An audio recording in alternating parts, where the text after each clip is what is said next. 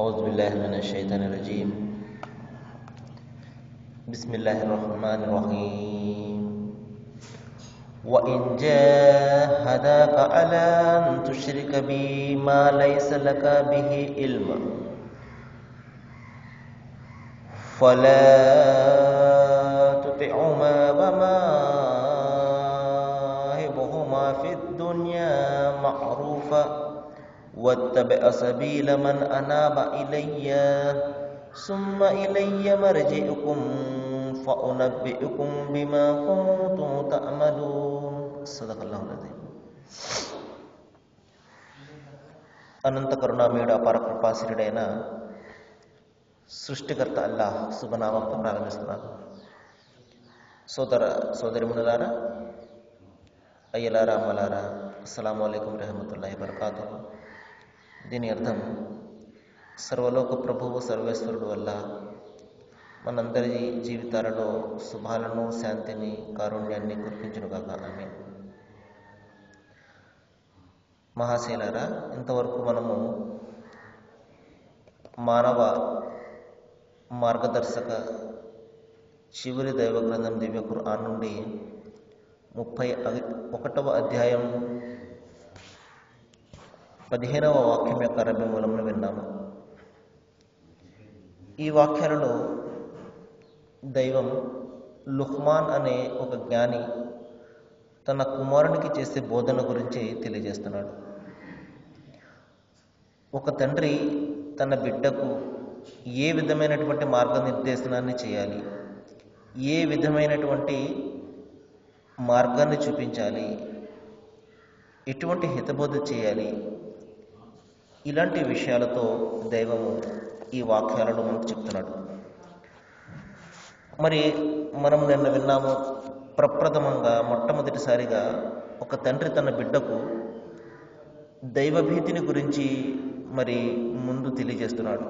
ఎందుకంటే దైవభీతి అనేది మనిషి నైతిక జీవితానికి, అతని భౌతిక జీవితానికి మరియు ఆధ్యాత్మిక జీవితానికి పునాది ఏదైనా ఉన్నది అంటే అది అతనిలో ఉన్నటువంటి దైవభీతి, పాపభీతే. ఇవి లేనప్పుడు మహాశైలారా, అతను ప్రాపంచిక జ్ఞానాన్ని ఎంతగా పొందినా కూడా అదంతా కూడా వ్యర్థమే. అందుకని మనం చూస్తున్నాము, మరి ఒక వ్యక్తి చాలా గొప్ప జ్ఞానాన్ని సంపాదిస్తాడు, సైంటిస్ట్ అవుతాడు, మరి అనేక విధాలుగా మరి గొప్ప గొప్ప టెక్నాలజీని సంపాదిస్తాడు.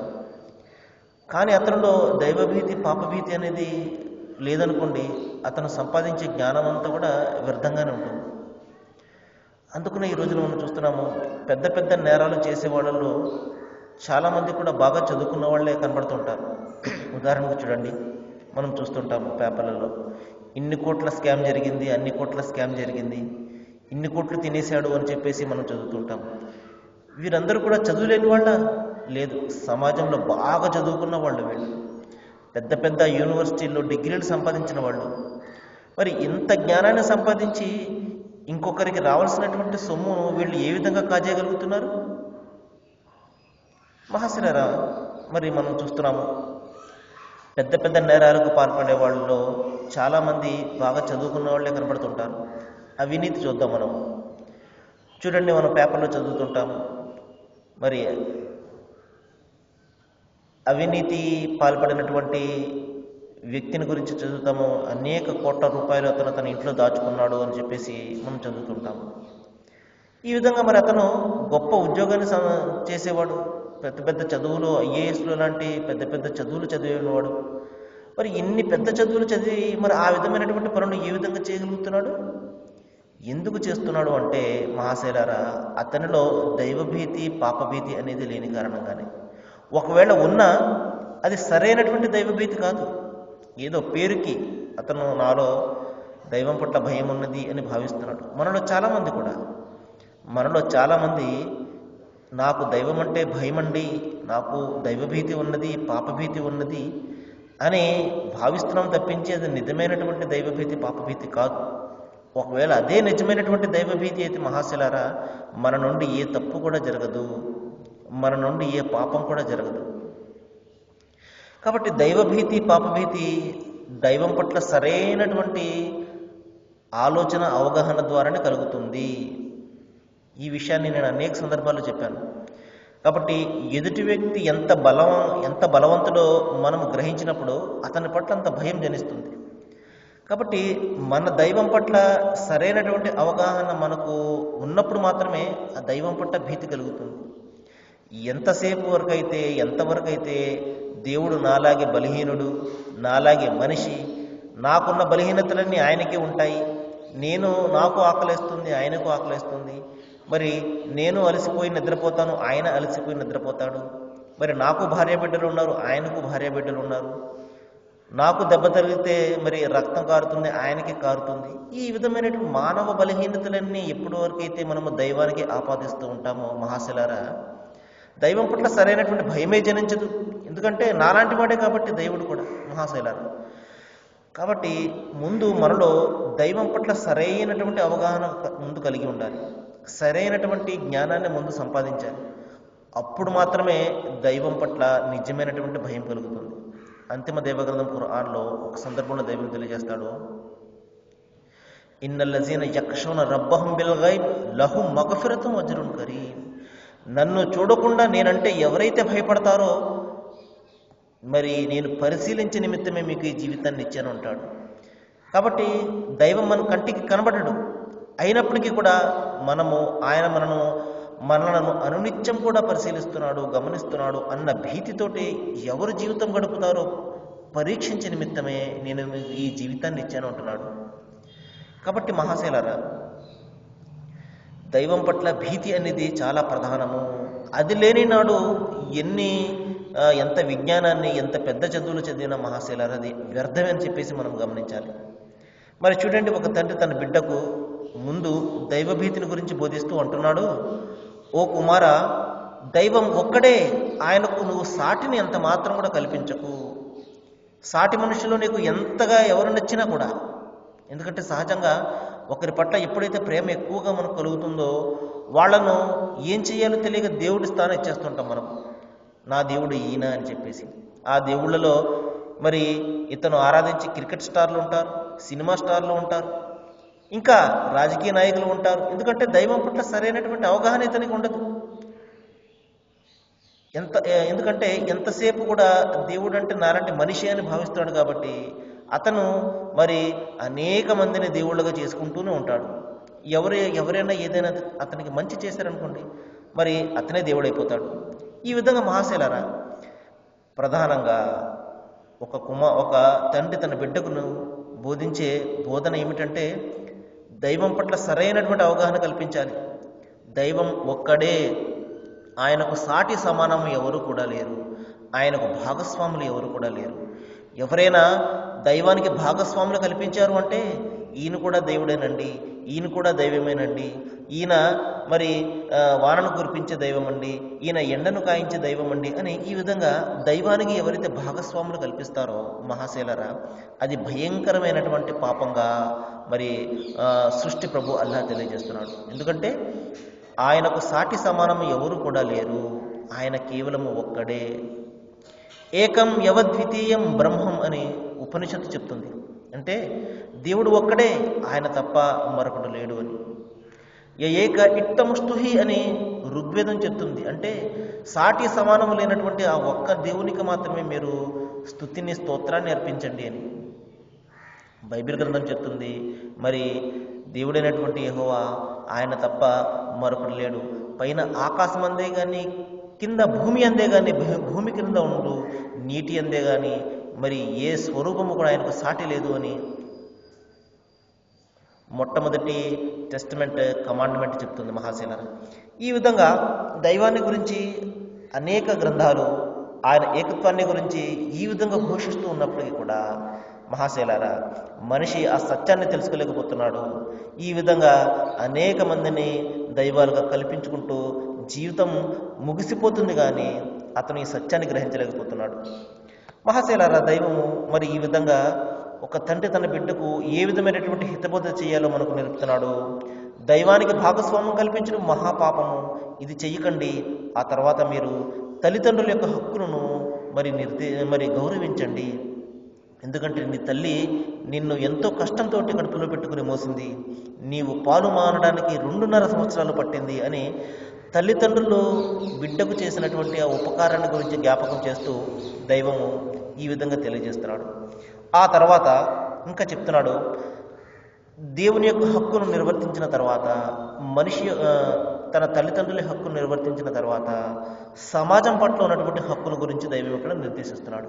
మహాశిలారా, ఒక విషయాన్ని గురించి మనం ఆలోచన చేయాలి.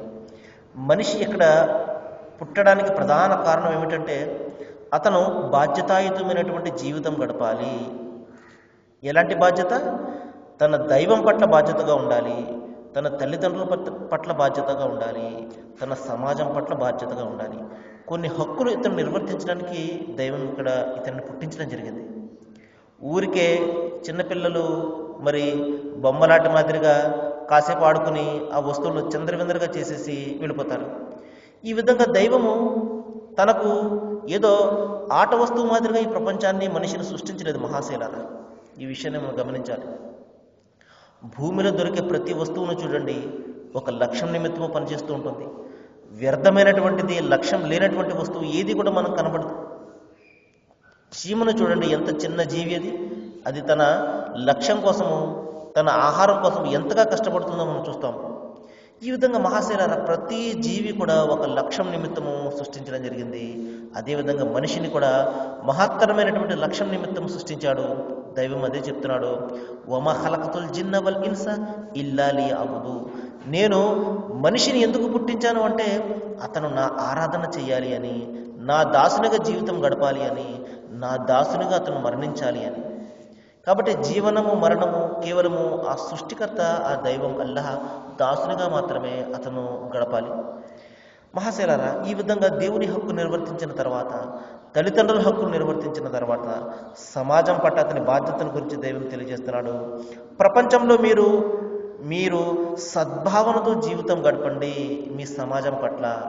మహాప్రవక్త వారు తెలియజేశారు, ఒక వ్యక్తి తన సోదరుణ్ణి నగుమోముతో, చిరునవ్వుతో పలకరించడం కూడా అతనికి దైవము పుణ్యప్రదాయనిగా చేస్తాడు అన్నారు.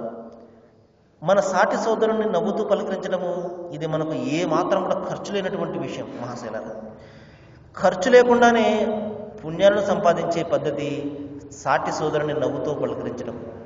కానీ ఈ చిన్న విషయం కూడా మనం చేయం. మహాశైలారా చూడండి, ఎప్పుడైతే నవ్వుతూ ఒక వ్యక్తి మరొక వ్యక్తిని పలకరిస్తాడో అతని పట్ల ఏదైనా చిన్న శత్రుభావం ఉన్నప్పటికీ కూడా తొలగిపోతుంది. మనసంతా ప్రశాంతంగా మారిపోతుంది. అరే, ఇతను నన్ను చూసి ఎంత నవ్వుతూ పలకరిస్తున్నాడే అని.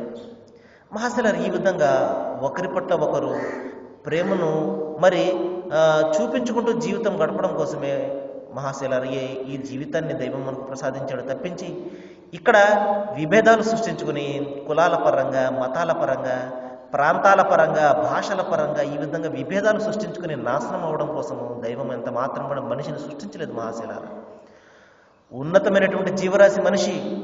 ఇతని ప్రాణం ఎంత విలువైనది అంటే అంతిమ దేవగ్రంథం ఖురాన్లో తెలియజేస్తున్నాడు, మీరు అకారణంగా ఒక్క ప్రాణాన్ని తీసినా, అది మనిషి ప్రాణమైనా లేకపోతే చీమ ప్రాణమైనా, అకారణంగా ఒక్క ప్రాణాన్ని తీసిన సమస్త జీవాల యొక్క ప్రాణాలు తీసిన పాపాన్ని మీరు మూటగట్టుకుంటారు అని దైవం హెచ్చరిస్తున్నాడు.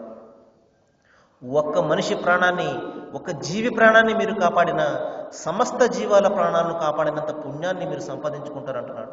ఎందుకంటే మనిషి ప్రాణం అనేది అత్యంత విలువైనటువంటి విషయం.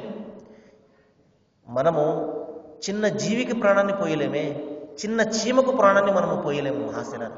అలాంటప్పుడు ఒక వ్యక్తి కానీ లేకపోతే ఒక జీవి కానీ ప్రాణాన్ని తీసే అధికారము, హక్కు మనకు ఏముంటుందో ఒకసారి మనం ఆలోచన చేయాలి. ప్రాణాన్ని తీసేవాడు, ప్రాణం పెట్టేవాడు దైవం మాత్రమే. కానీ ఈ రోజున చూడండి ఎంత దౌర్భాగ్య స్థితికి మనిషి చేరుకున్నాడు అంటే, తినే తిండి విషయంలో సాటి మనిషిని చంపేస్తున్నాడు, పీల్చే గాలి విషయంలో సాటి మనిషిని చంపేస్తున్నాడు, త్రాగే నీటి విషయంలో సాటి మనిషిని చంపేస్తున్నాడు. ఇంత భయంకరమైనటువంటి మానవ దిగజారుడుతనానికి మనిషి ఈ రోజున దిగజారిపోయాడు మహాశైలారా. మనం చదువుతుంటాం మానవ మృగాలు అని, నరరూప రాక్షసులు అని. ఈ విధమైనటువంటి పదాలకు పర్యాయ పదంగా మనిషి ఈ రోజున మారిపోయాడు. దీనికి కారణం ఏమిటంటే అతను నిజమైనటువంటి దైవభీతి లేకపోవడము, మానవులందరూ కూడా ఒకే దేవుని సంతానము, అంటే ఒకే దేవుని చేత సృష్టించబడ్డ వాళ్ళు అన్న సత్యాన్ని గ్రహించలేకపోవడం. ఎప్పటి వరకైతే ఇతను ఈ సత్యాన్ని గ్రహించిన మహాశైలారా, మనము ఎన్ని మాటలు విన్నప్పటికీ కూడా అతనుల విభేదాలు ఏమాత్రం కూడా పోవు. కాబట్టి సత్యాన్ని గ్రహించండి. అందరినీ పుట్టించినటువంటి దేవుడు ఒక్కడు కాబట్టే మానవులందరూ కూడా సమానంగా కనబడుతున్నారు. లేనట్టయితే మనమందరము వేరే వేరేగా ఉండేవాళ్ళము. ఈ విషయాన్ని గ్రహించండి, తెలియజేయండి. ఎవరికైతే తెలియదు, ఎవరైతే విభేదాలు సృష్టించడానికి ప్రయత్నం చేస్తున్నారో, మానవ కళ్యాణాన్ని కూల్చడానికి ఎవరైతే మరి ప్రయత్నాలు చేస్తున్నారో వాళ్లకు సర్ది చెప్పండి, వాళ్లకు నచ్చ చెప్పండి, వాళ్లకు సత్యం గ్రహించేలాగా చేయండి. సృష్టి ప్రభు వల్ల మరి మనందరినీ కూడా మరి ప్రేమతో జీవితం గడిపే సద్భాగ్యాన్ని ప్రసాదించుగాక. వాకిరుద్దామా అల్హమ్దులిల్లాహి రబ్బిల్ ఆలమీన్. అస్సలాము అలైకుం.